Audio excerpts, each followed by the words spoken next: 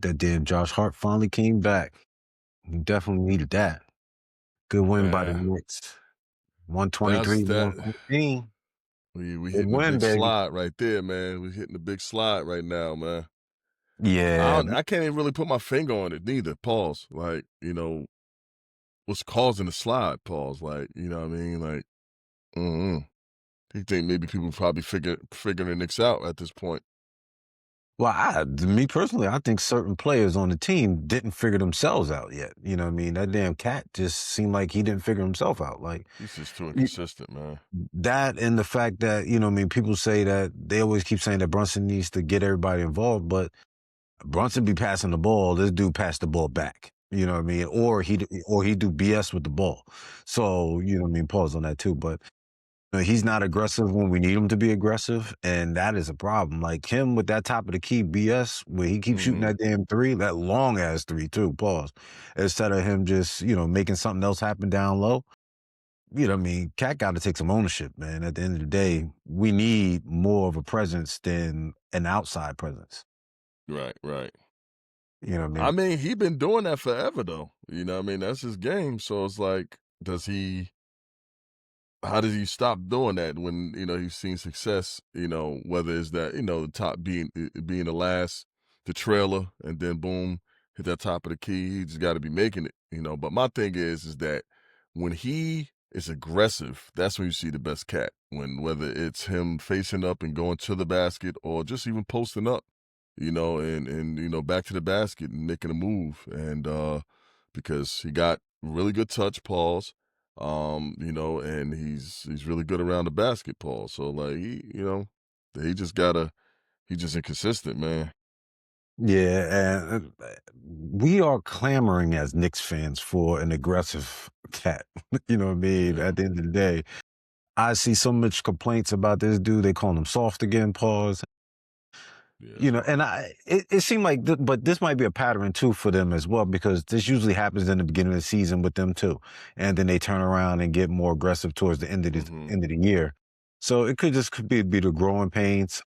I did see Jalen Brunson talk about it on his pod that there's a lot of stuff that they can just fix on their own, and that they should have fixed earlier, and they're just trying to do it now instead of doing it earlier. So I mean, we'll see what happened with the Knicks, man. But hey, I just want to take this time to welcome everybody to Off the Parkway podcast. This is episode number 20. We made it to 20. You know what I'm saying? Yeah, And I yeah. and I would like to, give condolences out to Mr. Nelson. You know what I mean? Lamar, he was one of our guest hosts. To his mother. She passed away the other day. You know what I mean? Want to give out big condolences to him and the family. Prayers up, prayers You up, know what I prayers up. mean? We are here for you, Mr. Nelson, whenever you need us. We're always a call away, man. And what I mean, take this episode, since it's number 20, we're dedicated to your mother's name, man. I appreciate that, man. You know what I'm saying? But, what I mean, it's always a tough thing to do a segue from something like that. But, what I mean, I'm gonna try to do it this way. We give condolences to Miss Nelson, and then we're gonna give condolences to Green Bay. You know what I mean? Since since Mr. Bears are in a good position as of today. You know what I mean? They got that W last night. Very good game, because I was watching it. I was watching it while eating dinner, and the way y'all looked in the first half, I turned it off. I was like, yo, I'm out of here.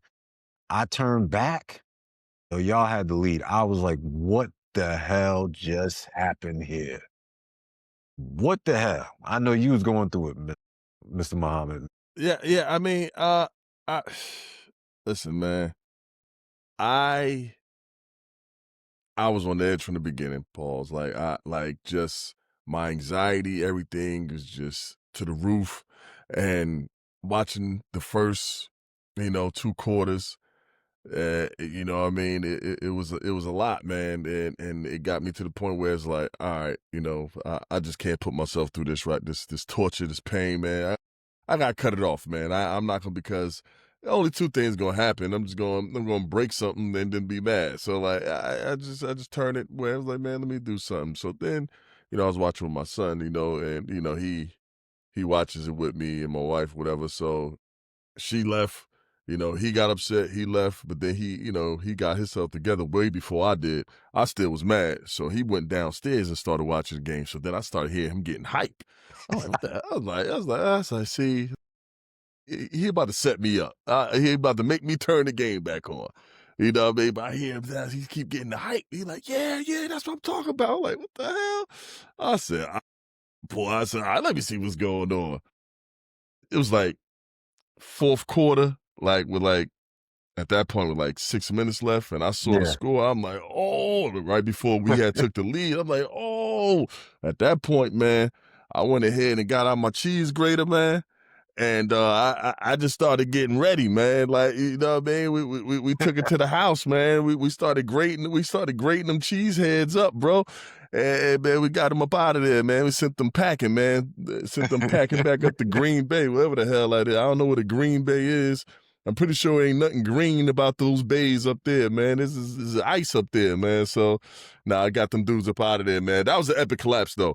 I mean, definitely, I know when we did our predictions last week, you and Mr. Jackson, Yeah. Maul, y'all predicted that the win, and I predicted, even as a fan, I predicted that we wasn't gonna win, and I predicted that we was gonna lose because of everything that I saw in the first half is Yeah. what I Yeah. predicted. You know what I mean? We can't stop nothing, defensively, and I just didn't see it happening because not only on paper, but just flat out, they are a better team. Like it is like they're a better team, like on each phase or whatever. But you can't judge or you can't really determine that it factor. You know what I mean? And Caleb, I mean, he got that it factor when things get tight, man. Pause. He knows how to like rise to the occasion. Pause. And like he did that, and defense finally started making some stops. And I think they got a little. They started messing up with the play calling. Lafleur, he didn't do that great, but play calling at the end, and it caught up to him. And it is what it is, man. We ended the trilogy. Got to win. Now we're off to the next round, man. And at this point, I'm good with whatever happens, man. We was ahead of schedule anyway. Nobody saw the Bears get to the playoffs. I'm good with whatever happens going forward. You know what I mean? But I didn't want to lose to them, so we beat them. Whatever happens from here is a bonus. Hey man, I really thought Caleb is a good quarterback, man, because he can make all the throws. He did piss me off with those interceptions. He did piss me off with those interceptions, but the thing is that he can make all the throws, and I can appreciate that for a young quarterback. I expect I mean, this is his first time in the playoffs, right? Yeah, yeah, yeah, Yeah, yeah. so I expect Bears don't get to the playoffs much, so this would be his first time Okay. in the playoffs. Okay. So I expected him to have issues, you know what I mean? So, but he recovered, and Ben Johnson, man, he was fired up, man.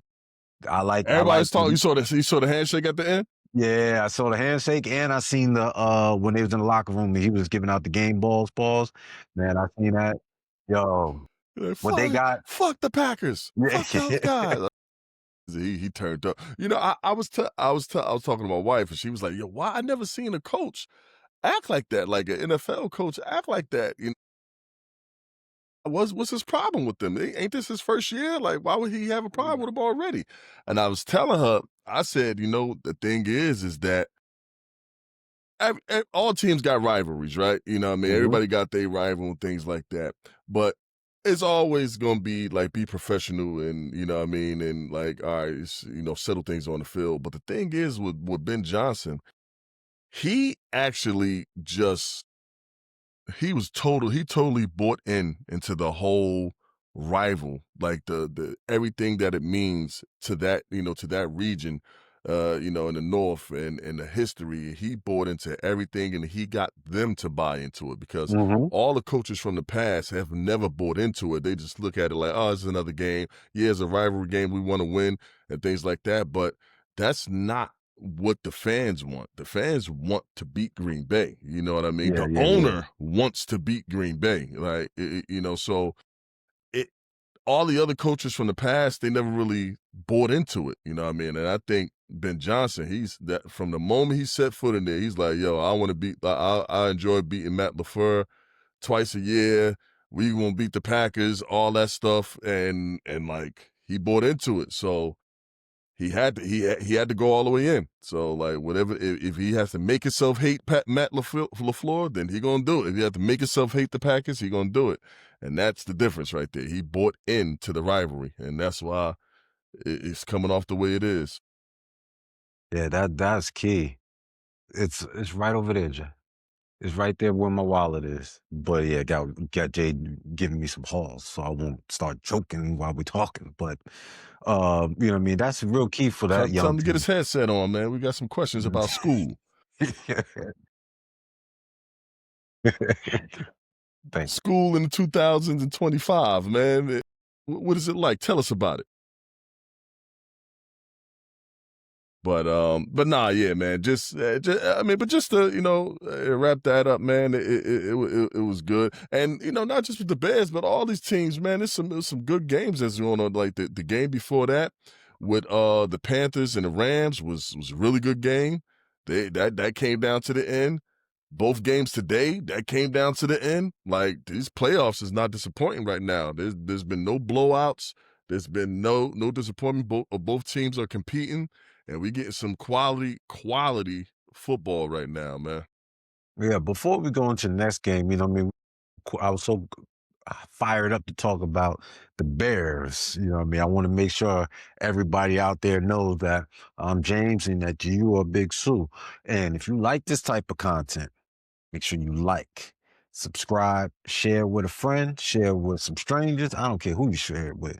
Share it with somebody because We're getting some reviews, man. We're getting some rave reviews, man. I spoke to somebody else who said that they enjoying the podcast. I ran into somebody, you know what I mean, at the supermarket, and he said he's seen things. So man, it's just a couple people that they like what they see, man. So I think something we doing right. We just gotta keep it moving, man. yeah, yeah. You know what I mean? We're a new podcast, like we always say, and we're growing as we are podding every week. So we're learning and we're trying to get better. You know what I mean? We work hard. I ain't gonna lie to you. We do work hard and try to get these topics out there. We work hard on trying to make this a good production for you. So there's no sound problems or video problems and stuff like that. So we are working on these things. So, you know what I mean? If people are liking it, I appreciate it. Check us out on all the Tell a socials. We're friend, out there. tell a friend, tell a friend. And we're gonna be, we're gonna do a better job of marketing it to it as well.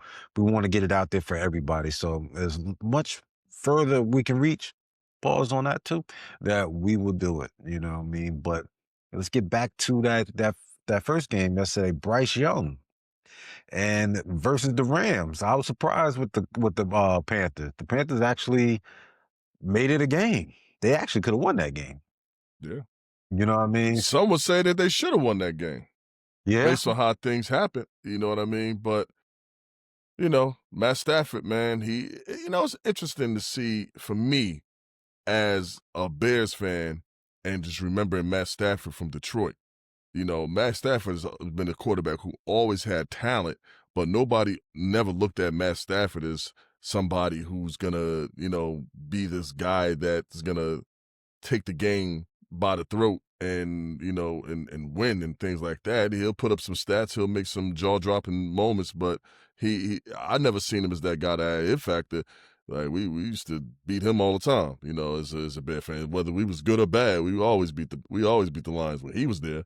Even when he had Megatron and stuff like that. Like they never really was good, but sometimes a change of scenery, Well, it takes it, but he has developed into that quarterback where it's now that you fear. It's not just about the talent.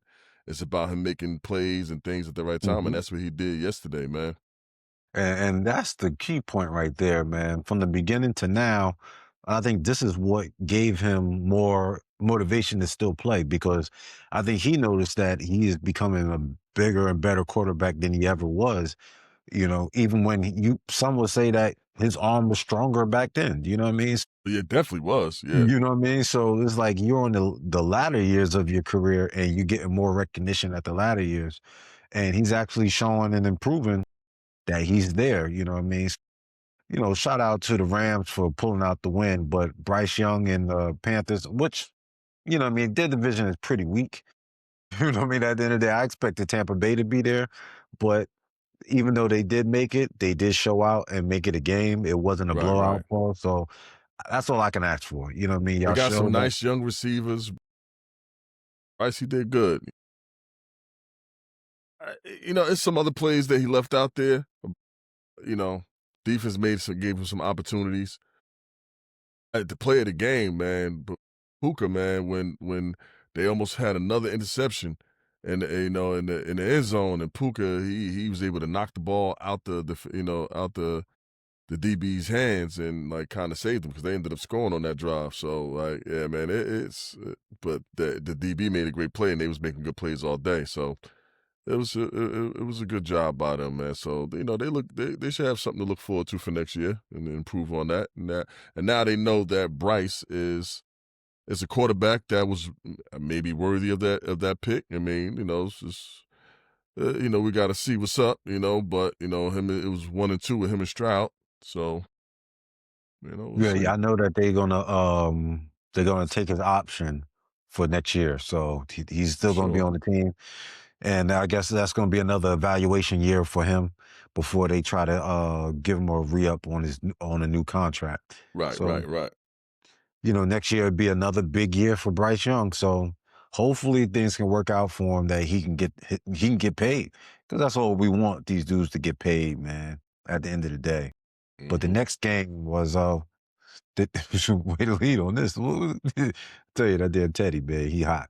But the next game was what was the next game after them was Well, it was the Bears and Packers. it was the Bears and But then Packers. Then you had it this morning. yeah, The first this afternoon was Bills and Jags. Jacksonville. Yeah, yeah, yeah. Now, With I didn't see a lot of the highlights for that game. I didn't like. I saw both the games yesterday, and I saw the last game tonight. But I did. That's the one game I didn't really see. So what was going on in that game? from what I was catching earlier, the first half was pretty good. Jacksonville looked really good, even though the Bills was answering a lot of this stuff that they were throwing at them, pause. But Jacksonville did look good most of this game, and they actually should have had this game, to be honest with you. That Hmm. damn Trevor Lawrence, he actually showed up and actually looked good. You know what I mean? They were the better team, to be honest with you. It's just the fact that the experience of the Bills, once again, like I said last time, was they was able to drive that ball in the last 4 minutes of the game to take the lead and left the ball in Jacksonville's hands with the last minute of the game, which Trevor Lawrence started the first drive and he threw the pass to Jacoby Myers, I believe his name is, and it got deflected and it was a straight up interception right off of that. And that Hmm. sealed the game for Buffalo. So, you know what I mean? Buffalo's experience holding down and was poised for the last 5 minutes of the game, which got them the dub, man. You know what I mean? You can ask for nothing more for Jacksonville. They play tough. Yeah, I picked. Last week when we was doing our predictions, I picked Buffalo, and it was just based Mhm. off of just experience. And again, Josh Allen, he's over in the AFC. He's the quarterback that's out there. When we talk about the big ones out there, Pauls, like he's the one that's the one left standing. And Yeah. so it's I, if he about to let the Jacksonville Jaguars take him out, then man, I don't know what else to say. So they had to find a way to win that one. So I'm pretty sure, you know, I always thought they was gonna pull that out, but now things are going to shake up, a little bit and see how things turn out, with these next rounds, whatever. I mean, I know that the last game was the Eagles versus San Fran, and that was a good game. That was a really good game. I saw that. I was watching that game, and Brock Purdy, man, like every time I watch him, I want to not kind of give him his credit and just say it's the system is the system. Yeah. And it Yep. is the system to a certain degree, Yeah. But I mean, it got to be some him. You got to you got to give him some, some respect, and to a certain degree. Kyle Shanahan, while he's a great play caller, probably the best out there. What I mean? Like, somebody got to operate it. Somebody got to be able to make the plays. So Brock does it, and he made some plays. But he also made some bad plays as well.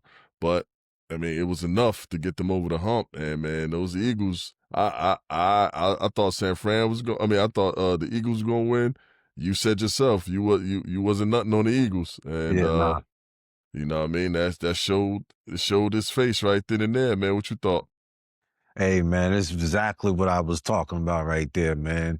The Eagles, I mean, their offense is still in disarray a little bit, Right. even though they show some flashes, Mhm. but you can still see there's still a problem going on over there. And they're going to have to look in themselves in the mirror when this offseason to decide on who they're going to keep on that roster because they're going to have to do some changes because it seems like it's a problem with Hurts and old boy from the wide receiver. What is his name? Brown. Mhm. So it looked like there's an issue there. You know what I mean? So something has to give with both of them. One of them has to, you know what I mean? I wouldn't, they're Well, not getting rid of Hurt. was you watching some of that game? Yeah, yeah, I watched some of it. And I Yo, seen when he dropped that ball too.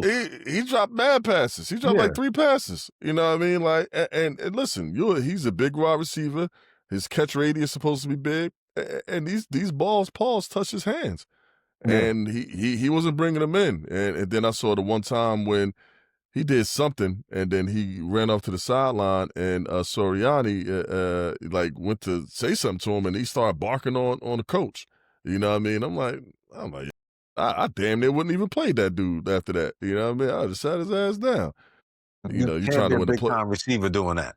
you're trying to win a playoff game. But yeah, man, like, you know, it's a certain when you look at the quarterbacks that's in the playoffs, and then you look at Jalen Hurts. Although Jalen Hurts makes he does have a history of making plays when it counts. He's made big plays. He's had big games. It was that Super Bowl that they lost where he had a big, huge game. Pause, like, passing the ball. But then he'll turn around and then not be able to make certain explosive plays. So now, is it on the quarterback? Is it the play calling? Is it the receivers? The receivers dropped some passes today. You know what I mean? Is it Saquon? And because he isn't as dominant, and now they didn't have to play the run the way they was playing the run last year.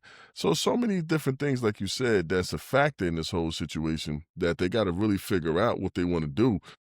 They on the they like on a they're kind of on the line for a lot of money because these players Hmm. they under contract. They got to they got to figure some stuff out. And their value ain't going up. If I'm a team, do I want AJ Brown? I mean, I don't know. You know what I mean? Like, they say Quan ain't going nowhere. And he seemed the shell of himself this year. It was weird. It's just weird. If I'm them, I'd let them. I just put it out there. He was injured this year. At least we would know. Like, all right, so let him rest up. Maybe off season he'll come back a little bit different next year because he's still young. I don't think he's 30 yet. Like, so I yeah. wonder, if this issue is affecting the Eagles. Is that every time a team is real good, that their offensive coordinators or their defense coordinators are getting taken, and it's a constant recycle of new coordinators over and over and over and over, that a team cannot build a good system with their offense because they So keep new people in there. So I think that's definitely something that's effect, especially if you have a systems manager type quarterback. If Brock Purdy ends up on the Raiders next year, I don't think Brock Purdy looks the way Brock Purdy looks. No. Whereas if you put Matt Stafford on the Raiders, Matt Stafford gonna look like Matt Stafford, and I think that's the difference. And I think that's what Jalen Hurts is. Jalen Hurts is gonna be dictated by the system he's in. So if you put Jalen Hurts on,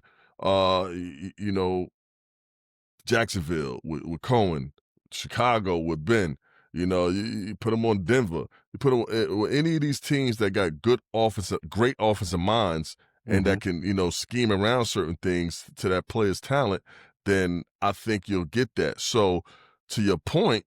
when they moving offensive coordinators and things like that, changing them out, philosophies start to change, how they used to things start to change. So, that affects him. And I think that Jalen Hurts just isn't one of those type of quarterbacks that could just don't matter who he's with, he's still gonna be something, he's still gonna be like good. Like he needs somebody that can fit the scheme towards his attributes, what he can do, and that's how he's gonna be successful.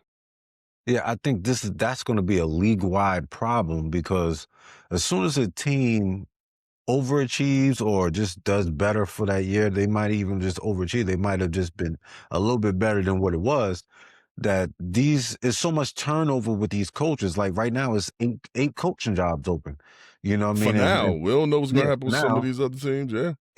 that's only head coaching jobs. There's Mhm. still coordinator jobs open Yeah. as well. So there's so much turnover with these coaches that these teams cannot build anything because soon as you have a good year, you're already interviewing for something else and you're gone. You know what I mean? So it's just going to be a continuation of bad offensive play or bad defensive play until you find the right groove. And then once you find the groove, it's gone that quick. Yeah, so that's gonna be something that is gonna show his face in the offseason. Until then, we still got some playoff football next. So next week, I think things are kind of set up to where it's gonna be. I think in the NFC now, you're gonna have the Seahawks versus the Niners. And then you're gonna have the Bears versus the Rams, and then so I don't know. Is Denver playing right now? No, no, we play next week. No, yeah, yeah, yeah. I had to buy. Yeah, I had to buy. Yeah, Y'all in yeah, yeah. Seattle, We play the winner so of tomorrow's game of Seattle, not Seattle, of Steelers mhm. and Texans. We play the winner of that. Okay, okay. And right Yeah, now, why did you they got do that? Why wouldn't they just leave the games on the weekend? But I'd be mad if he yeah, was playing on Monday. But anyway, they got the winner of Patriots and Chargers. Well, they playing right now, okay, and the that's the winner of team that's them. playing now. Yeah, yeah, yeah, yeah. So whoever wins that one, they play the winner of what you call it. What's the other team that just played? Oh man. They Buffalo. play Buffalo, yeah. Mhm, So, you know what I mean? That actually kind of helps us, whatever, because Buffalo and Jacksonville was the two problems that I thought could really hurt us. But they gotta go through New England, if anything, if they do win tonight. mhm. So that helps us out. I think, although I think y'all beat them, um, even I think Houston's gonna win, Yeah, I think so too. but I wouldn't want to play Steelers if I'm Denver. It's just that damn Aaron, man. You know what I mean? Mhm. Playoffs and experience, and now what it looks like with the Steelers is that they finally starting to figure some stuff out, Yeah. and they look better than they did a few weeks ago.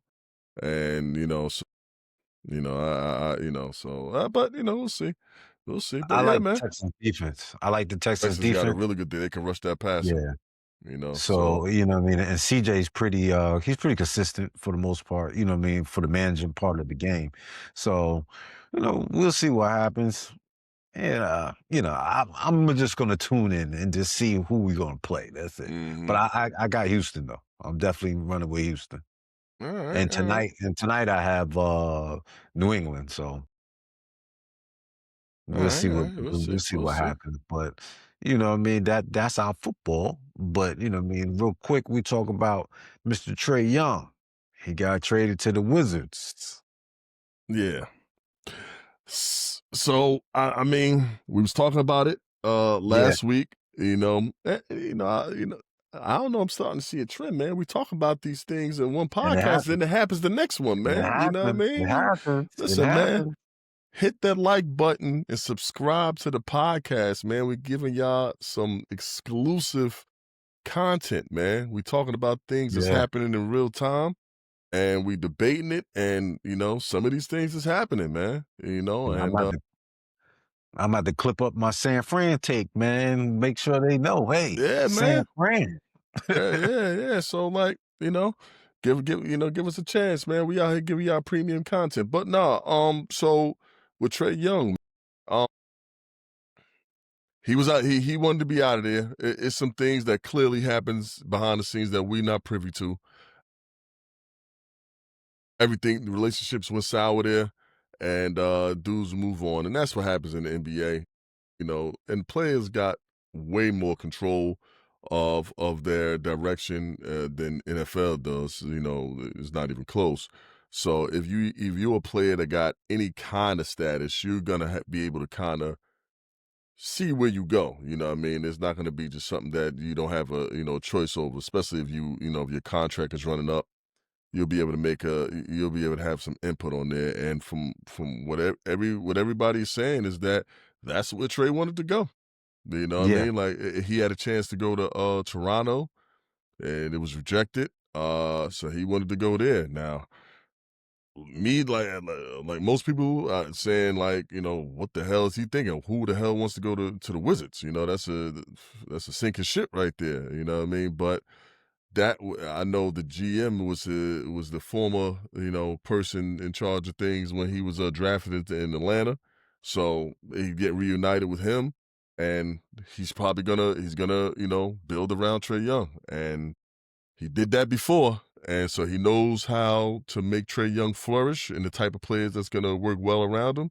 So that's what they want to create in Washington. So good for him. You know what I mean? And sometimes it's not always about trying to go to the team that's gonna win right now. Sometimes it's about going to a team that you want to just start from scratch with. And he's only 27. He ain't no guy in his 30s, so he got time to build. Good for him, man.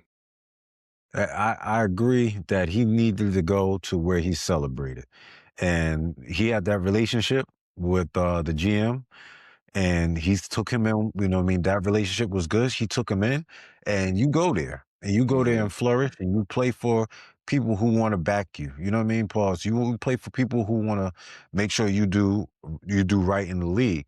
So you know what I mean. I don't care if it's the last place Wizards or not. You can go in there and change the culture, and like, you already seen him on the bench already. The young guys already talking to him, asking him questions and all that good stuff. So they understand that things are starting to change just because it's a big time name on the bench.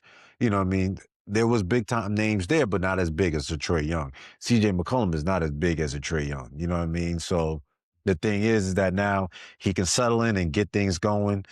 Man, shout out to Trey. I'm hoping the best for him and hoping that they got everything going, but they're gonna do some losing. They're gonna do some losing.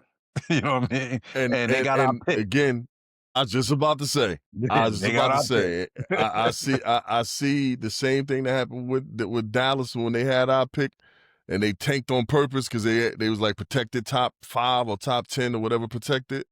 They tanked on purpose, and we ain't getting that. So they definitely gonna be losing, because I think that pick that we got it is top 8 protected. Yeah, it ain't gonna be it ain't looking good on that end. But it is what it is, man. Hopefully, shoot, maybe we'll use that pick and trade it away for something else anyway. We'll see. But I think that you're going to start seeing a lot of things start to like happen as far as trades in the NBA because that deadline is February 4th. So you're going to start seeing a lot of a lot of things. People start jockeying for position and making plays to improve their roster. And so it ain't gonna stop with Washington and Trey Young. It's still, there's still noise about Giannis. There's still some stuff about other players, and we're gonna see something else happen before it's less than a month away, the trade deadline. So we're gonna see. Yeah, that trade deadline's coming up, man, and I'm hearing my Knicks already got a little bit of a couple names mixed in the hat, but we ain't doing much, man. I ain't worried about it. You know what I mean? We can't do much, to be honest with you. You know what I mean? But it is what it is, man. You know what I mean? This is the point where when that time comes is past the half point mark, and you know what? We're getting ready for playoff. About to get ready for the playoffs, so that's what I'm looking forward to. Let's get to February. Let's start getting winding down. Let's time to get down to the nitty gritty of the season where dudes start to really pay attention to what's going on because right now they still playing around. So once they get to that Mhm. point, we'll see some good basketball being played, man. I can't wait. I can't Yeah. wait. Yeah, but it wasn't much NBA stuff going. If there was one thing that I would definitely like to talk about, we ain't gotta do it today. We talk about it next time. But that damn Isaiah Thomas, man, and his never ending you know what? I mean, you can call it vendetta, you can call it beef or whatever with MJ, but when he was on that I guess it's a podcast with Chandler Parsons and Boogie Cousins and Michelle Beadle, whatever show Mhm. they got that they do, and what's your faces was on there, Isaiah Thomas, and I guess they just talking about LeBron and they had brought something up. So I ain't gonna get too much into it because we don't need to get into it now. But I've been waiting to get into some LeBron stuff on here, man, and really start debating some stuff. And he touched on something, pause, when it comes to that MJ and LeBron debate, and maybe we save it for the next time. But I'm Yeah, ready to yeah, jump. yeah, yeah. I'm ready to jump into that. I'm ready to jump into Oh that. man.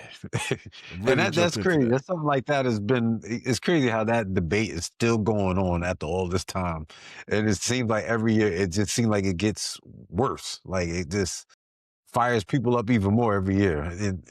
MJ ain't playing so long, man. It's kind of crazy, but you know what I mean? It is what it is though. But how was your weekend?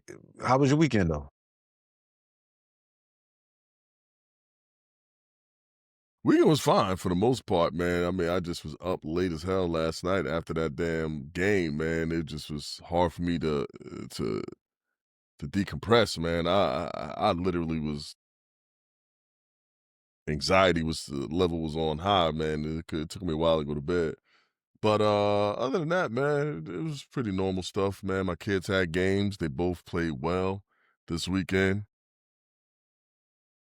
My daughter's senior year, so she got certain games that's come. She had a mentor night game, and she picked me as her mentor, so that was pretty special for me and her. And then she senior night coming up soon. She has some big game, but she's playing well. My son, he's beginning of his basketball journey. See how far he wants to take it, but he's doing well.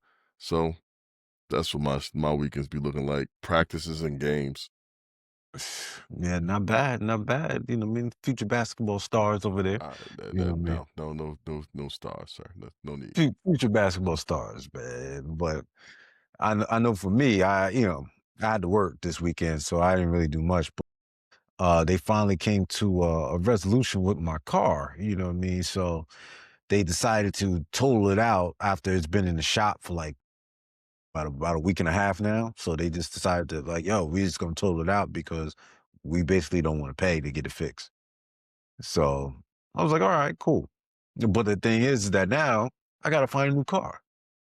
You know what I mean? So I don't have I pretty much need to lock a new car down by Tuesday, Wednesday the latest. You know what I mean? Because they got me with this rental car and they gave me extended time, but it ends on Thursday. So Hmm. if I want to keep paying for the rental car, I could do that.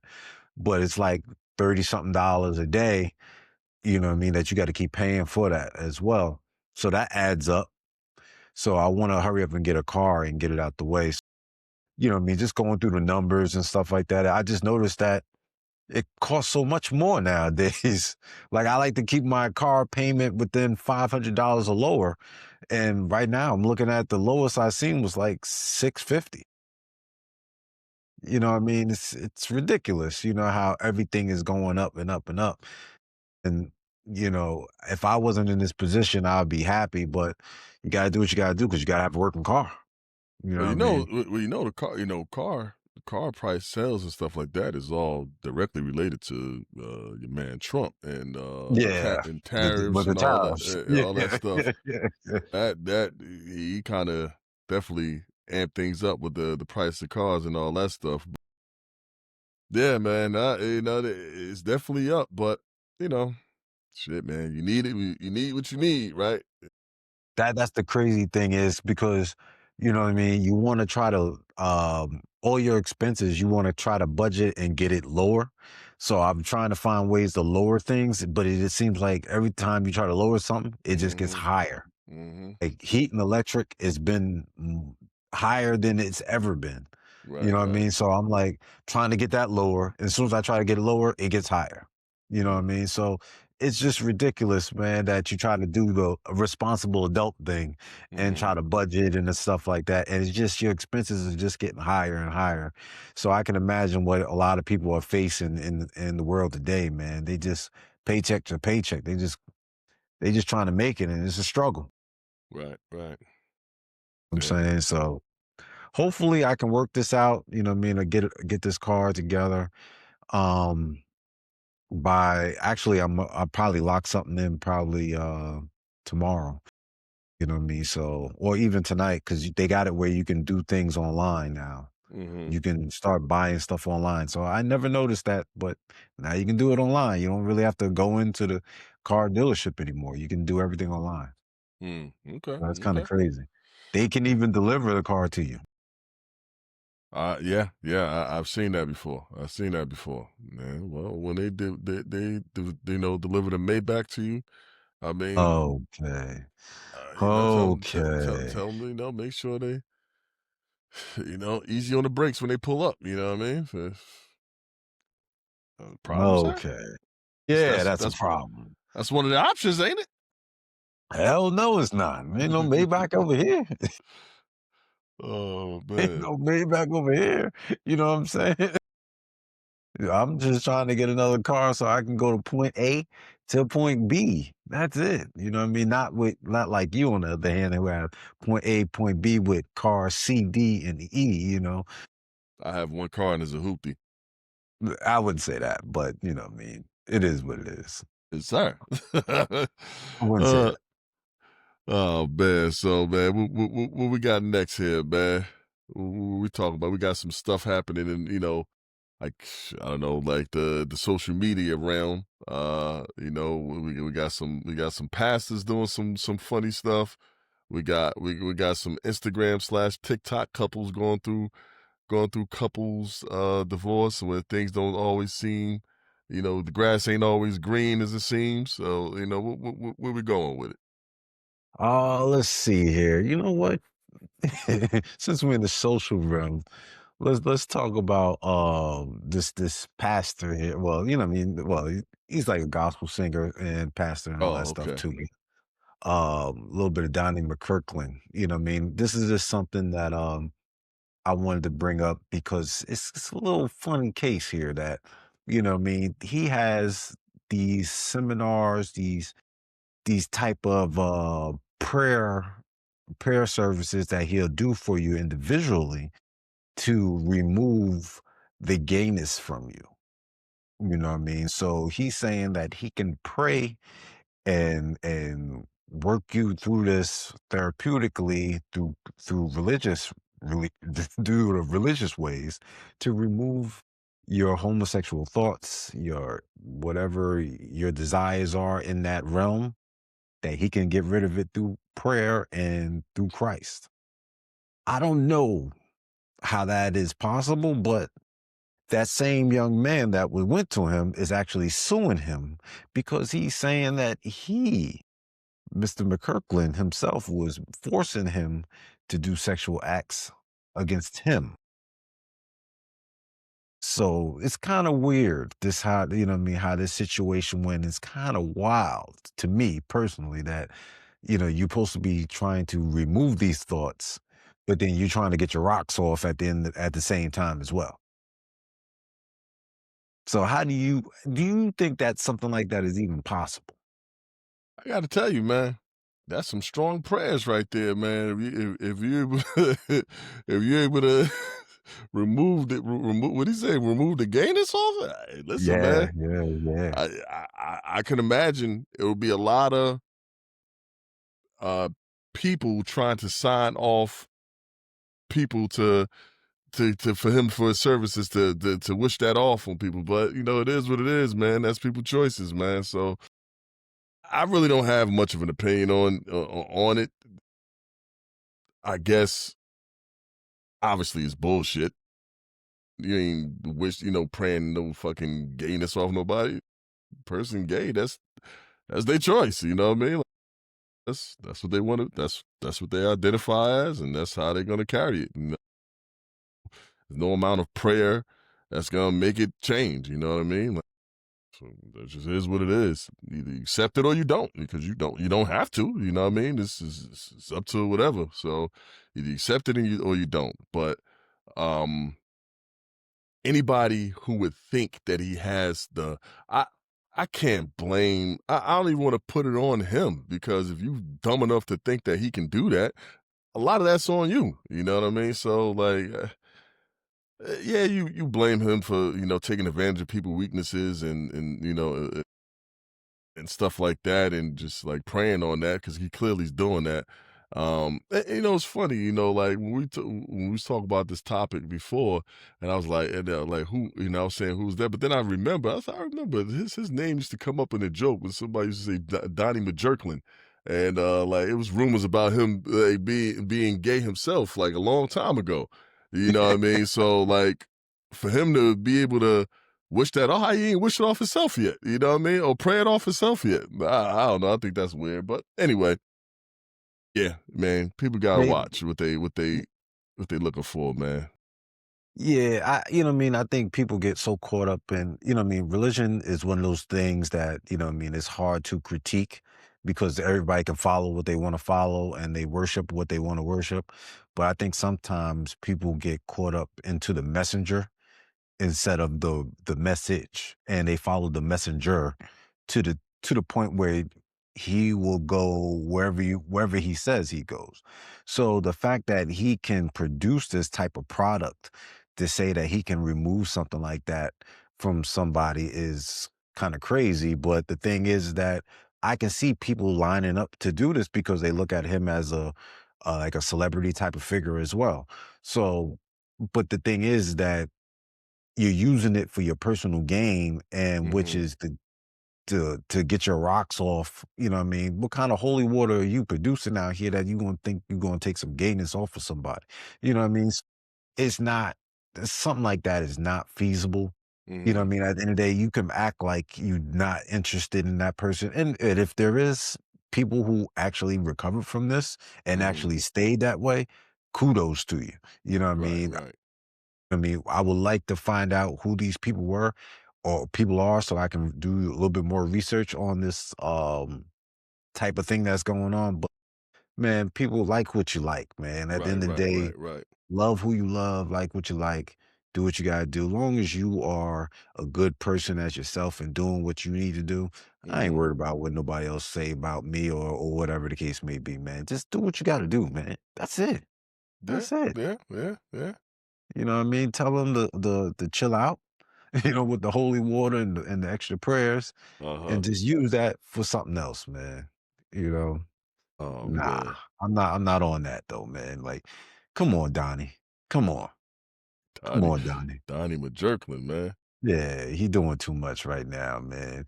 And then that's, you know what I mean, that we go right from that to, another social media person with Christy Scott, you know what I mean, that And people run Desmond with. Scott.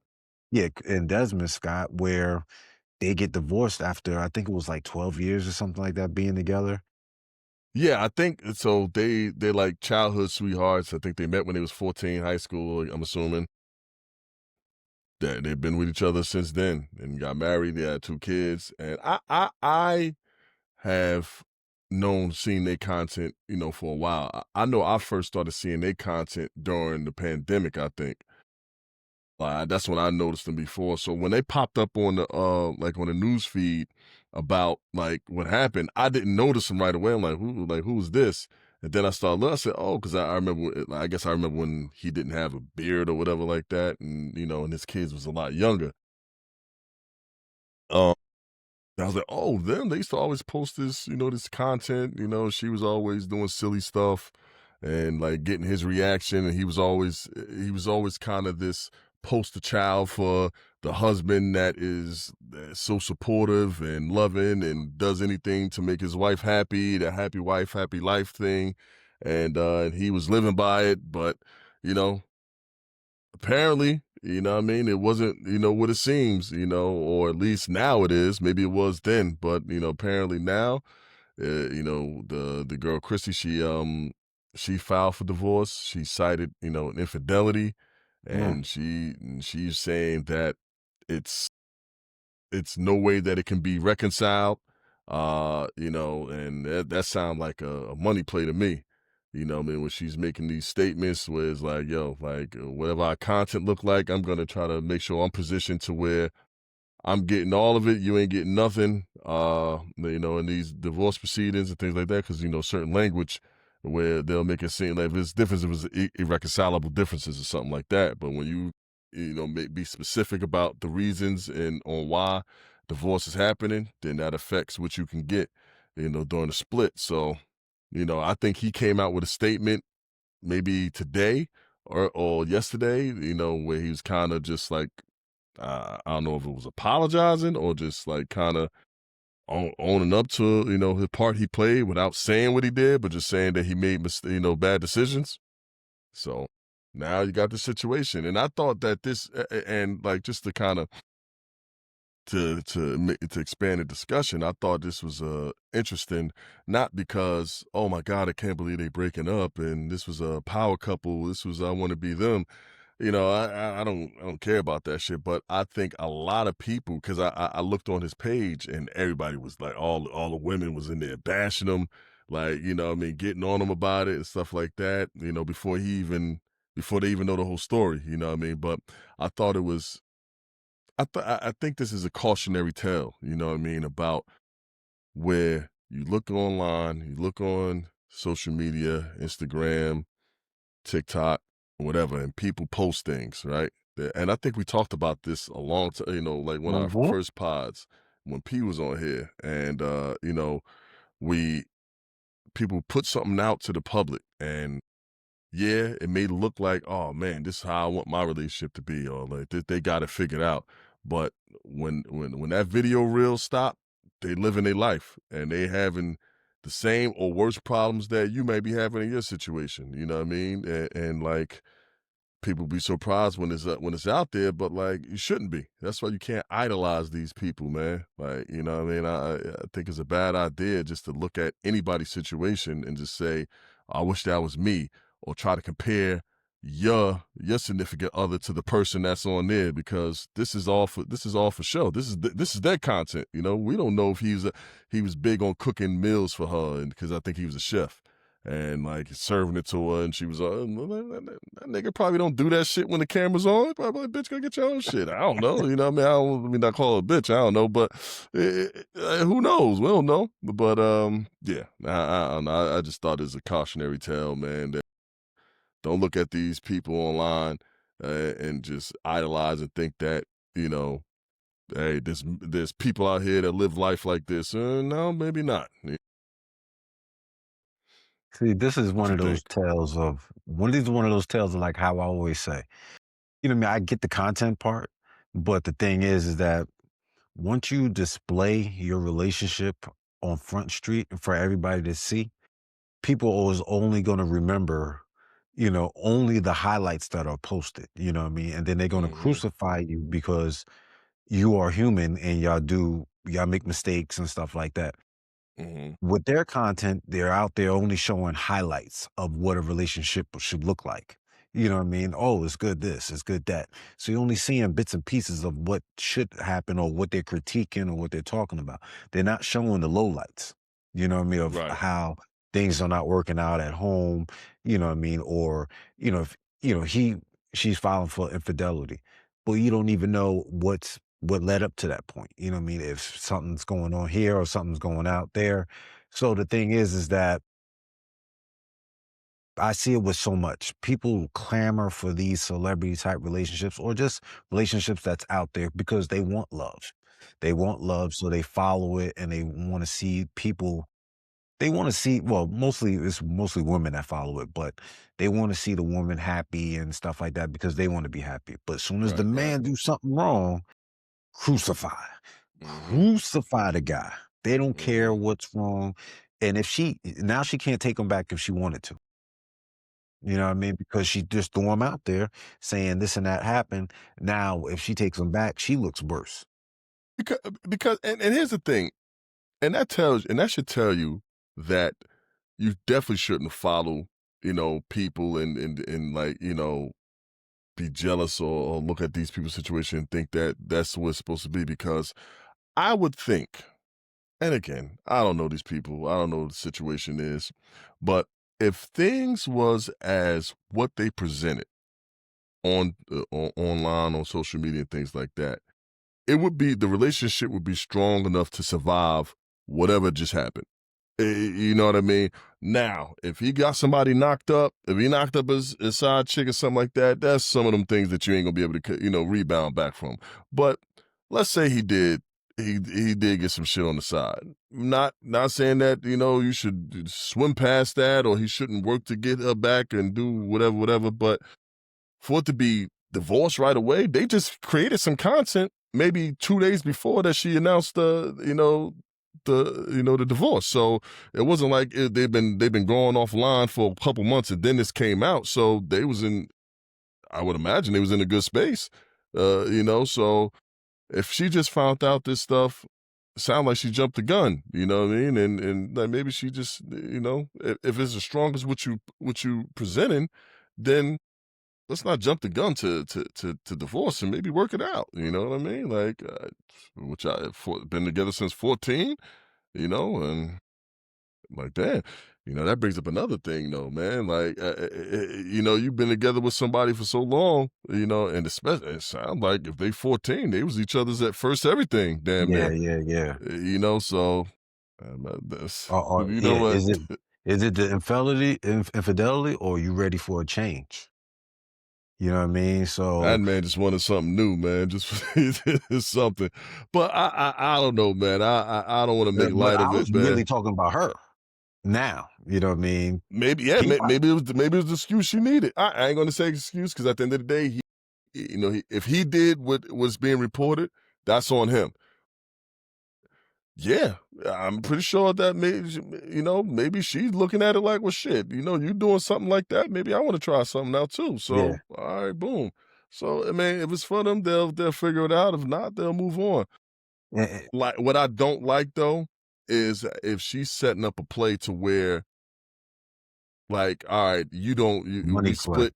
Yeah, yeah, that ain't right. You know what I mean? Regardless of what we're going through, we created this content together. You don't you know what I mean? This was clearly both of our thing. I put my life on social media doing all this extra shit, man. Like so whatever it is, they should split that shit up and then whatever they do from here on out, they get separately, I would think. But, Yeah, you know, they say divorce, the mediation for divorce is one of the worst things you could ever be a part of. It's worse than businesses going after each other. It's worse than, strangers not don't knowing each other and they're trying to fight for their business or whatever they're fighting for in court. They said it's worse than that. You know what I mean? and they live in every state is different. Yeah. California is one of the worst states, and Texas, the way they live is not that great neither, from what I understand. I don't think New York is good. I hear Jersey is pretty good. With people who get divorced in Jersey, it seem to be amicable splits, but other places I don't know. I'm nothing on that, yo. Imagine you sitting across on the table for someone you've been with all this time, and you know what you done put in, and they gonna tell you that you ain't did nothing. That's crazy. That's crazy. And the fact that you bought this or you bought that, and you knew you bought this and bought that, and they gonna say, "Yo, I need some of that." You know what I mean? Or you got a pension. You worked all these years of your life. You know what I mean? They didn't work. You worked, but they want a piece of what you got. Yeah, that's Yo, tough right I there. can't I can't sit at no table like that, yo. That's People crazy. do it every day, man, and they walk away not being able to believe what they got to give up, man. That's why, man. People need to think, man. Marriage isn't just about the ring and the reception, man, and the honeymoon, man. It come with a lot of implications, man. And there's no there's rare where you're gonna get a civil split where people are gonna like be adults and fair and say, hey, all right, So yeah, Yo, it's that tough. It's tough. Ooh, yo, this. you know what I mean, you sit there at a table and you trying to negotiate splitting things, but then you're negotiating alimony now next, where Yeah, you man. gotta pay for somebody, And if you another got human being and if you got that you kids, gotta you pay got for. if you got kids together, you got child support, Yeah, you but got forget that the whole kids thing. part. Forget the kids. I think everybody's okay with the kids part. But when you gotta I pay don't know if they another, are. well, I'm just saying, but you know what I mean? You know you gotta pay something when it comes to kids. You know Right. that. But when you gotta pay, your wife something just for a Yeah, living? because they are used to the lifestyle, so it's still your responsibility to kinda keep it up. That's the thing. That's Yeah, crazy, yo. yeah, That's crazy. it's real. It's real. You know what I mean? Like, if you wanna keep, you know what I mean? Because my lifestyle is not gonna be kept up when this happens. You know what I mean? So if I'm giving you money to live up your lifestyle, the lifestyle that I provided for you, I don't get. So you're getting a bulk up then because you never have to deal with anything like that, buddy. No, I'm just saying, yo, that just sounds crazy. Yeah, man, it is. It is what it is, man. And all those sayings come from is cheaper to keep all that stuff. You know, what I Yo, mean, that's where these things come from. I mean, I I know a dude it, who had it's I know a dude, he wasn't married for a whole year. He still had to pay her 30 grand. yeah, man. It's always best to if and obviously, you understand this stuff with age and maturity and things like that. But if you in a situation like you in a marriage and you just know that it's just not working, before you do something that's going to put you in a situation like we're talking about, you got to weigh things out and just say, look, we gotta, we tried everything we could. We're gonna split, and this is what it's going, and this how it should look like, and try to keep it as civil as possible, man. Because anytime the dirt happens, that's when it's gonna muddy the water, and then you're gonna get somebody that's bitter and is not willing to work with you, So It just remind me of like the league, being in NBA, man. Yo, you got to do a buyout. Or yo, I'm gonna tell her, put me on waivers, my man. Put me on waivers. yeah, yeah, yeah, Let yeah, me man. go. Let me go. Let me go peacefully. I And don't want no just like money. the NBA, sometimes it ain't that easy just to let him go, especially if if you like super contract like you will be, what I mean. You have like Okay, Shea you know Gilgeous what? contract, so Okay, you wouldn't be able to get. It was the okay. problem. It's So you, no, you you would get the Supermax, sir. no, I would not. No, I would not. Supermax. I would not even Oh, come close. I wouldn't come close to that. oh man. I, So I mean, just to kind of set, just to kind of switch gears a little bit, man. Fetty Wap came home. yeah, he back. Yo, Fetty came. Fred looked like he was doing a few push-ups, man. Fetty was in there. Getting his dips, his pull-ups, push-ups. He was on the yard, man. I seen him Man, he was walking working around. out. He was like, I was like, Yeah, man. yo, I'm like, damn. The wings he had them wings out right there, man. That's good because he was always skinny as hell. yeah, You yeah, know what I mean? yeah, He's Patterson's own, Patterson's finest. You yeah. know what I mean? We Repping know we off Jersey the right Parkway, there, so man. Jersey, you know what I mean? We off the Parkway, so we gotta shout out anybody from Jersey, man, that's made it back. But yeah, shout out to him, man. You know what I mean? It looks like he ain't get the Max B welcome home, man. Like he No, ain't get no, that. no, no. It looked Like like that it was a was just different a level few right people there. out there. It looked Yeah, like it yeah, was a yeah. few people out But there when but he but came out. but he didn't get he didn't get the what's your faces it's one man named from Detroit. The dude that 50 get beefing with. Who he beefing with? He beefing with everybody, man. It's hard to keep up with 50 and his beefs, man. Oh, you talking about Meech? Yeah, yeah, Yeah, he Big didn't get the Meech. Meech Yeah, rollout. he ain't get he got a better rollout with Big Meech. I don't know how I caught a brain fart trying to figure out I Big tell Meech you name, though, whatever. that damn Max B rollout, now that was something that was impeccable right there, man. Yeah, yeah, That damn that was a good that was a good French rollout. Montana French held him French down, yo. French should definitely set him up good. But with Fetty Wap coming out, I mean, I saw him do an interview on Breakfast Club, and he was just talking about getting right back to the music. And the type of he still want to make the same kind of music. He ain't gotta switch up and be a different artist because he was in jail. He leaving that behind. I know the baby mothers was on his ass when he came home. I mean, there was a lot of that going on, but I liked the approach he took. You know what I mean? On Breakfast Club when they was asking about it, he said, "I ain't got nothing bad to say about nobody. I ain't got nothing bad to say about my baby's mothers. When I call home, they let me speak to my kids. They took care of my kids when I was away. They all got my respect, regardless of how they feel about me." So I thought that was mature. I thought that was big of him. He talked about people who helped him out while he was locked up. He said 50 was one that looked him out. Mhm. Coil Ray, another Jersey representative. So I mean that was good. So he's getting it looked like he was in the studio already. So it looked like he's getting to it, man. That's good. Hey, man, I just hope he don't sound too bad or anything like that, man. I'm hoping for the best because that Max B rollout at first was a little rough. You know what I mean? I heard the new mixtape, that was way better. This one was way better than the first few songs and stuff that he did have out. You know what I mean? I know it takes some time to get back in the groove, so, you know what I mean? Yeah. Hopefully that, he take his time and work his magic. But I know it's two different type of artists though. So, Different type of artist, but you know what I mean, the artists that made good music, and Max B, he made some good music on the underground level, and Fetty Wap, he made good music on the biggest level. He was a yeah. crossover artist, you know what I mean? Like he had a run about as big as anybody in hip hop. It was a short run, but about a year and a half where he was putting out banger after banger, top of the charts, and it was good music, you know what I mean? And so hopefully he can get back to that, and it ain't gonna be easy because the music landscape has changed a little bit. But you know, it should be interesting. Speaking, people who didn't get out yet, R. Kelly, man, he out here in jail making remixes to some.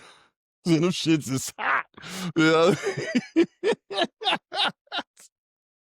Yeah, I got, oh man, remixes Chris Breezy shit. That shit came out fire, like, oh man. Listen, Oh eh, man, I eh, gotta catch it. I ain't hear it oh, you yet. here yet? Nah, I Oh, ain't listen, hear it. I was sitting, I was sitting, ooh, that damn, You oh gotta send man, that, man. oh man. But I think we talk about rap, what I mean, we talk about good music, Yes, you know yes. what I mean. I think it's a way to segue to something that what I mean we can do. You know what I mean. I saw on Max Kellerman and Rich Paul podcast where they talk about a lot of different things, but they had quickly just talked about their top three 90s rap albums. And I Yeah, thought it was yeah, I yeah. thought it was pretty cool that they kind of get into it, and everybody was like interested in Max because he was just naming different artists that may not be as known, but people Yeah, forget yeah, that yeah. Max, he a hip hop head or whatever. Yeah, It Max had rapper. me thinking about mines, man. It was like, man, I want to expand that, man. I want to make it top 5, man, and Okay. like and, Well, let's and, do and that. try to see what we doing with that, man. See our top 5 hip hop albums, man, and see Hey, man, what you that's got our on your era. list, man. That's our That's era, our era. man. That's our We can era. do So, that, man, man. We can do that. yeah. So I You mean, know we what I could go, mean? we could go, we can go honorable mention, then 5 Yeah. all the way down to 1. Okay. One by one. I mean, I can kick it off if you want. Okay. What you got? So I Honorable mean, mention. so Honorable so mention. so 90s, man, 90s hip hop. I mean, I think that's the golden era was like late 80s or whatever, and then when it went over to the 90s, hip hop started to change a little bit. You know what I mean? So the rapping style, how people, what they rapped about became gritty. You know what I mean? West Coast influence, New York hip hop.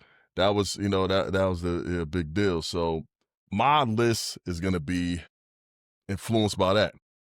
90s and West Coast. I mean, New York and West Coast. You know what I mean? And my honorable mention is gonna be Black Moon, Into the Stage. Ooh. Had hits like Who Got the Props, Got You Open. You know what I mean? So Buckshot Shorty, man, that was one of my favorite rappers, man. That whole boot camp click, man, and Ooh. Black Moon, man. That listen, I made my list, and Black Moon being honorable mention. I fought with that right there. I fought with that because that was heavy rotation for me. You know what I mean? And but yeah, man, I had to throw them into my honorable mention. My honorable mention, and I really had 2 of them, and, Mhm, you know what I mean? Because I look at my list as, these albums that I constantly put on rotation on mhm. different time periods of my life. You know what I mean? So that's how I looked at it. You know what I mean? I didn't look at it what was the big, what I mean, if it was a big Yeah, name or not. yeah, I mhm, looked at how it impacted me as I grew up. You know what I mean? mhm. So I'm gonna go with, whew, and this is it. To even say this is honorable mention, it hurts because it should be top 5. You know what I mean? But my honorable mention is going to be the infamous Mob Deep. Honorable mention. That's honorable mention, yo. Okay, And that okay. that hurts me to even put it Yeah, there. yeah, yeah, That hurts me to put it there, Listen, yo. Infamous, that's a great album. That may or may not be in my list, I don't know. Uh, Woo! nah, but yeah, nah, great 'Cause album, I man, look that at that, I look at that infamous album, Survival of the Fittest. No, this wasn't Survival of the Fittest. The other one, the other song they had, that might be the best rap song, one of the best rap songs ever. Not the Survival of the Fittest, the other one, damn, I can't think of the name of that song, but even I can always hear it in my head always and mhm. over. But that's the honorable mention right That's there. the honorable mention, Infamous, damn. I gotta hear the rest of his joints now, like, that shoo. Alright, so Imma go to the 5th one, and again, Mhm. like I said, when I talked about Black Moon, the boot camp clip, they had a whole bunch of joints, artists that came out that whole clique that I was really listening to and stuck on, whatever. So coming at 5 for me, and again, like you said, it's not necessarily about what was the best, or what people. It could be about what it meant to you. What was your favorite and things like Yeah, yeah, that. yeah, So yeah. coming at 5, Smith and Wesson, the Shining. You know what I mean? And like. Man, they had some joints for me, man. Like man, that was an album right there, man. Black Moon and now I think all the albums that I'm gonna mention was just albums that there was very few skips and that I could listen to and know every word to every lyric on each song to this day. You know what I mean? The Smith and Wesson, man, they was very lyrical. They you know what I mean, they put in they New York Brooklyn roots and Jamaican twang to it, whatever. So Smith and Wesson coming in at 5 with me, man. The Shining. Number 5 for me, Wu-Tang, Into the 36 Chamber. That was, 5. at 5, and that's painful for me at 5 because I look at that album, it drove me through high school, man, and it always you played that to get hyped for the games and stuff like Mhm. that. You know what I mean? Wu-Tang was everywhere at that time, yo. Mhm. Everywhere. Everywhere, You yeah. hear that mystery as soon as that mystery of chess boxing start coming on you at a little Mhm. house party, yo, you going crazy, yo. You Mhm. know what I mean? So and then you can just mellow out with Can It Be All So Simple? You know what I mean? So that's my number 5 right there, 5. man. 5, Number 36 5. chambers. Goodness. My 4, Imma take a trip to the West Coast. Uh, Woo! this was my favorite rapper for a long time, just overall, and, Ice Cube, Death Certificate. That album right there, that album had No Vaseline, pause. Mhm. It had Steady Mobbing. It had it didn't have what was a good day was on Predator, so that wasn't on that. But that joint had a lot of joints on there, man. And Ice Cube, he was revolutionary type of Black Power type of rapper, just talking about what we need to do as black people and things like that. And but he also has stories. Like Cube was a underrated storyteller. And in Death Certificate, man, he had a bunch of songs on there where his storytelling was on full display, man. And it's some joints on there, man. Death Certificate Cube was a heavy listen for me in the 90s. And he coming in at 4 for me. Mm. That's tough. That's tough. That's real tough right there. You know what I mean? And the funny thing about my list, there is and that would be my other honorable mention would be, this other other artists, but I'm not gonna mention that. I'll mention that later. But what I mean, we're at number 4 right now. So, Mhm, you know what I mean, I started with Mobb Deep. I went to Wu-Tang at 5. mhm, Number 4 is going to be Jay-Z, Reasonable Doubt. Right there, that takes me back to the times of freshman year of high mhm, school, man, when I was on the block chilling with my man Ed and Leroy and them. But we used to go to different spots to play basketball. Dude, Ed used to love Jay-Z, man. And he used to play that in the car over and over and over and over, man. And automatically I was hooked. You know what I mhm, mean? So mhm. I remember playing that nonstop, man. Just going to I had to throw it on before we go right to the park and play ball, yo. So that was one of the staples, that number 4, man. I Jay-Z. I'm gonna make a confession that and I figured, and most people, top 5, Reasonable Doubt gonna jump in there. For me, I wasn't a Jay-Z fan in the '90s at all. Like I didn't like him, and I didn't become. Now I'm one who think that Jay-Z is the greatest, but Mhm. I didn't become. I didn't listen to Jay-Z material till I was an adult. Like, Okay. Yeah, like yeah, I that, was listening to young. when I was young, when I was in high school, teenager, young, but I didn't mess with Jay. You know what I mean? At all.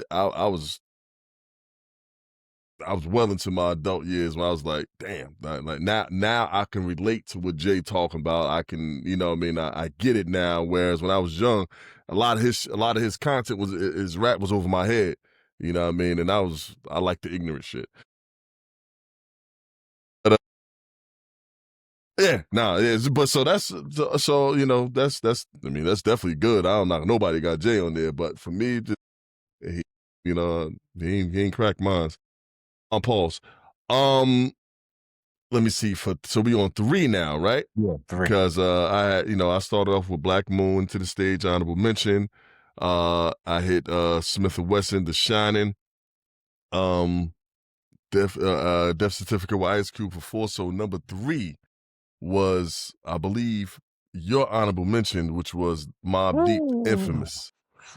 It Ooh. it for me, is no way this couldn't have been in my top 5, man. Like Infamous Mob Deep, like you said, man. Like there's so many songs on that damn album that's just It's ridiculous, yo. just ridiculous, yo. And like and from where what I listen to, the type of stuff that I listen to, the straight ignorant shit, it was right up my alley. And but it was like Prodigy was on another level on that album, man. Yes, And he was. and even like just Havoc and anybody that they had featured on there, they all did their thing. The production that was on that album at that time was top notch. Every beat was super dope. So man, like that album ain't had no flaws in it, bro. Like Infamous, that could have very well easily been my number one. Like it could have easily for me, my 1 to 3 is interchangeable. I just had to pick it. Yeah, you know what I mean? So Mob Deep, Infamous, number 3 for me. Okay. Number 3 for me is gonna be the Notorious B.I.G., Ready to Die, man. Right there that was the time where, what I mean, how I've always liked the R&B music, so I was big on Master the of it, master of it. I wouldn't say master, but I was big on the bad boy movement when it came down to 112, the Carl Thomas and all that, Faith Mhm, Evans. So when Biggie came into play with it as well, you know what I mean? It was just, the way how that production was, the flow, the content that he was just talking about was just crazy. So that junk would just add it to my repertoire of music of just getting hyped and just mhm, good music just to listen to. And you know what I mean? You're on the East Coast. You know what I mean? We're on the East Coast. Biggie was our guy, man. Biggie and Jay mhm. was our guys, but I was more of a Biggie fan than Jay at the time back then. So, Biggie, Ready to Die was number. Yeah, man. See, and Biggie almost falls in the same category as Jay with me, but not the same because I did like Big as young. I like Big a lot.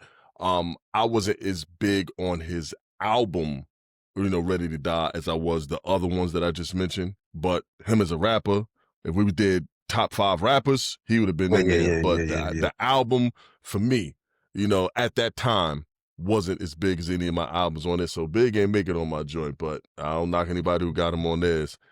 Um, so for 2, Number 2.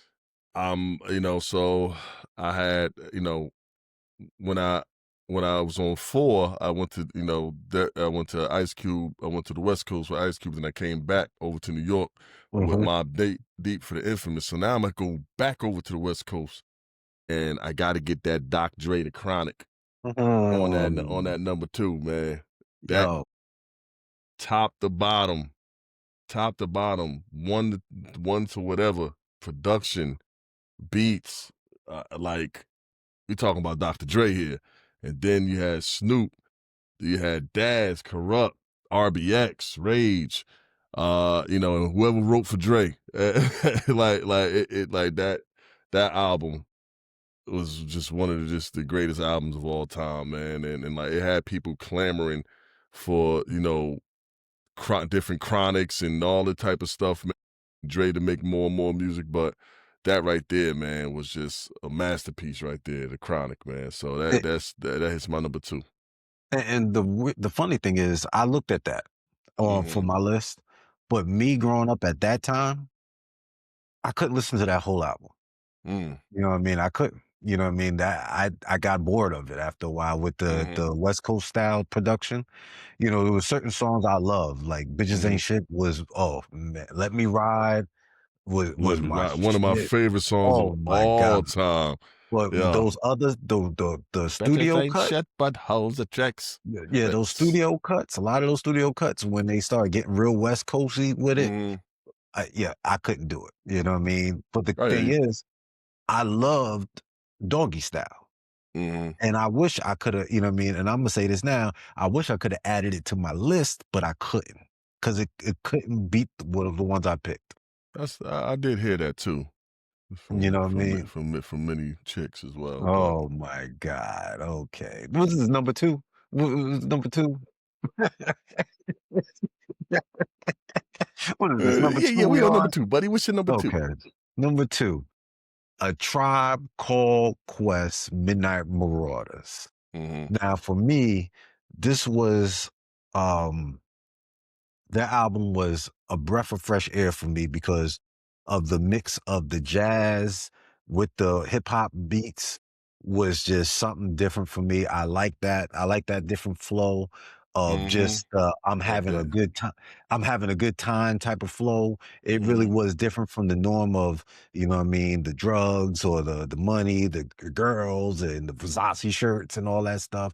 It was just a lot of feel good music. You know what I mean? That damn lyrics to go. Oh my God, man. Electric Relaxation was, well, one of my top 2 songs, man, that I love to hear all the time, man.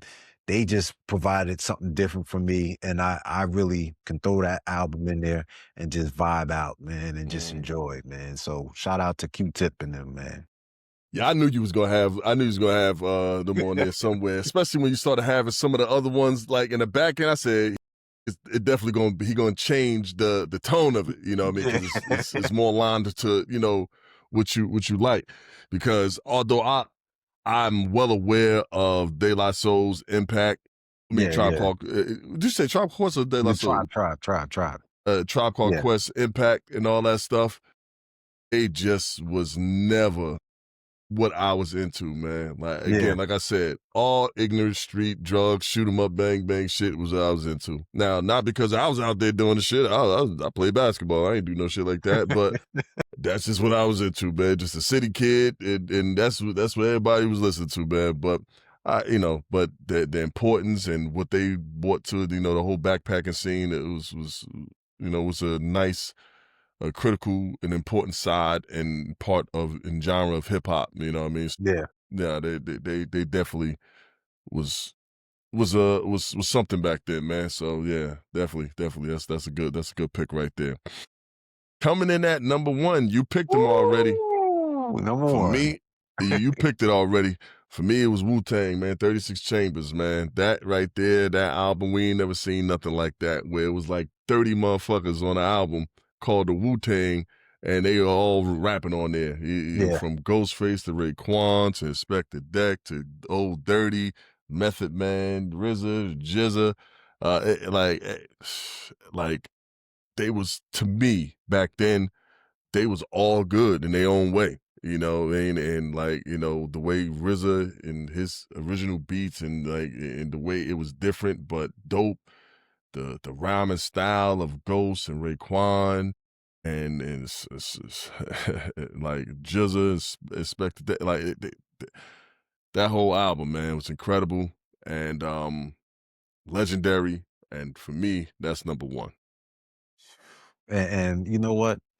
I like that because my number one, we staying in Staten Island because my number one is the purple tape.